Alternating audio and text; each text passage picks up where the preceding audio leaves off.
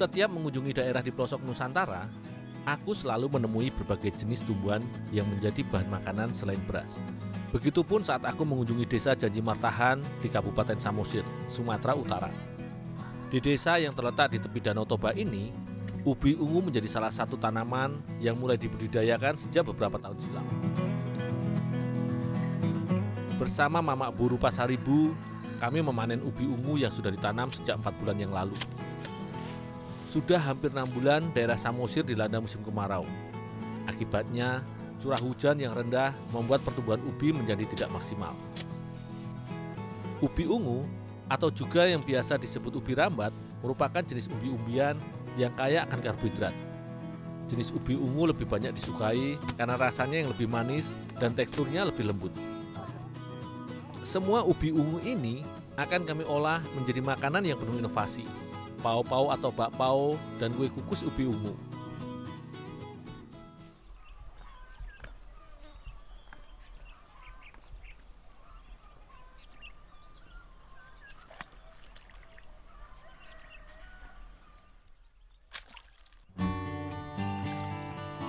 Pada jenis umbi-umbian, biasanya setelah dipanen masih terdapat tanah yang menempel pada umbinya. Untuk itulah sebelum diolah ubi ungu dicuci terlebih dahulu. Cukup digosok-gosok sedikit, tanah yang menempel pada ubi ungu langsung hilang. Selain untuk menghilangkan kotoran, ini juga untuk menyortir kalau ada ubi ungu yang rusak. Desa Janji Martahan ini menjadi satu dari ratusan desa yang menggantungkan hidupnya dari Danau Toba. Danau vulkanik seluas 3.000 km persegi dan terbentuk sejak ribuan tahun yang lalu ini banyak dimanfaatkan masyarakat dalam kehidupan sehari-hari. Untuk membuat bolu kukus dan pao-pao, ubi ungu dikukus terlebih dahulu. Ini untuk membuat tekstur ubi menjadi lebih lunak sehingga mudah dihaluskan untuk dicampurkan dengan bahan lainnya. Proses pematangan ubi melalui cara dikukus ini memanfaatkan uap yang dihasilkan dari air di dalam dandang yang akan membuat ubi matang secara perlahan. Untuk ubi, mengukus satu dandang besar atau seberat lebih kurang 7 kg ini membutuhkan waktu sekitar 40 menit. Dengan tetap menjaga kestabilan api.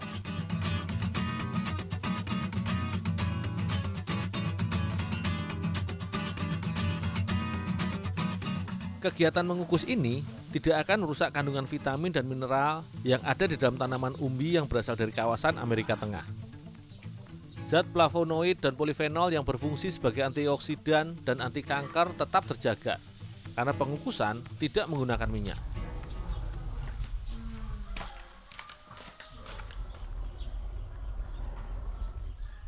Ubi-ubi yang sudah dikukus akan menjadi sangat lunak, sehingga kulitnya menjadi mudah untuk dilepaskan. Untuk membersihkan kulitnya, cukup menggunakan ujung sendok. Tetapi, mengupas kulit ubi yang tipis harus hati-hati.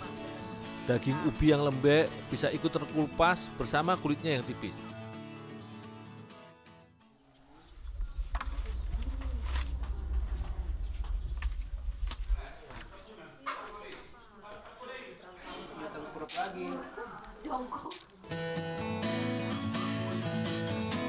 Ubi ungu yang sudah dikukus sebenarnya sudah bertekstur lunak, tetapi masih perlu untuk ditumbuk agar lebih lembek sehingga mudah dicampur dengan tepung.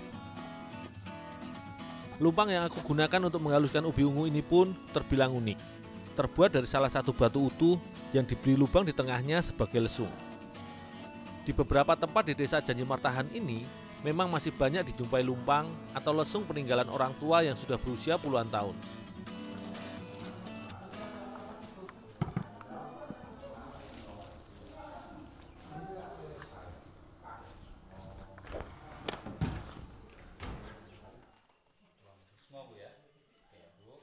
Bahan-bahan untuk membuat kue ini terbilang sederhana, berupa tepung, mentega putih, gula, garam, dan ragi, serta pengembang. Perbedaannya antara bolu kukus dan pao-pao hanya pada penggunaan telur.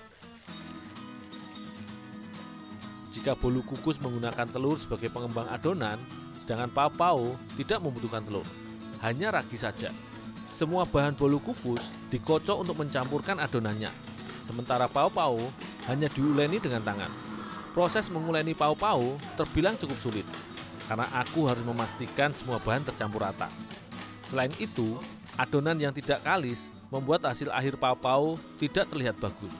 Semakin lama menguleni adonan pau-pau, akan semakin menghasilkan roti yang baik.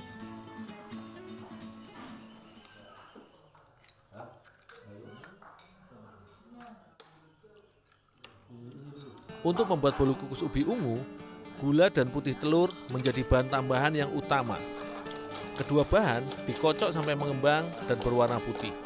Nantinya, bahan ini akan ditambahkan dengan campuran ubi serta tepung sambil terus diaduk sampai merata.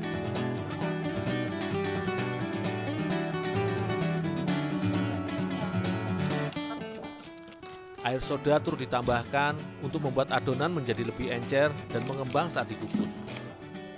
Saat membuat adonan ini, kita harus memperhatikan tingkat kekentalan adonan.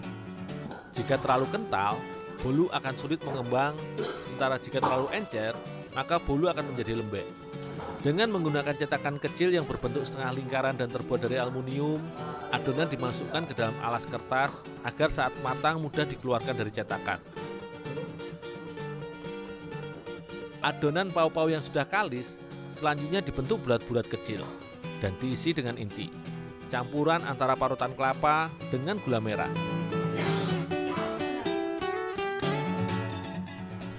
Ukuran bulatan pau-pau disesuaikan dengan selera.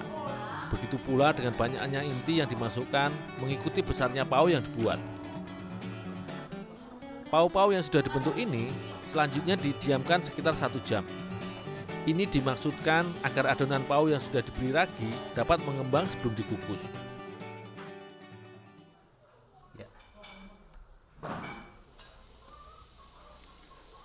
Uap dari air kukusan di dalam dandang akan membantu proses pematangan bolu kukus ubi ungu ini. Tutup kukusan pun sengaja ditutup kain serbet untuk menjaga agar uap yang dihasilkan dari air kukusan tidak jatuh ke dalam adonan kue, sehingga dapat dihasilkan kue yang matang dan tidak lembek terkena uap air kukusan. Jika sudah dirasa cukup mengembang, adonan pau-pau dapat segera dimasukkan ke dalam kukusan. Semua pau-pau ditata rapi dan diberi jarak antar kue. Ini untuk memberikan ruang pada pau-pau yang akan mengembang saat dimasak.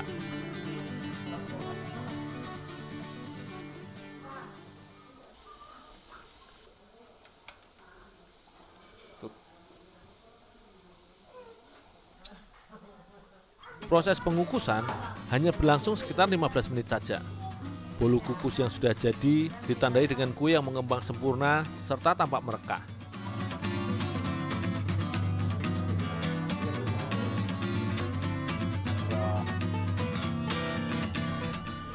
Rasa manis ubi ungu serta perpaduan gula merah serta bahan lainnya memberikan sensasi rasa yang unik pada pau-pau dan bolu kukus ini.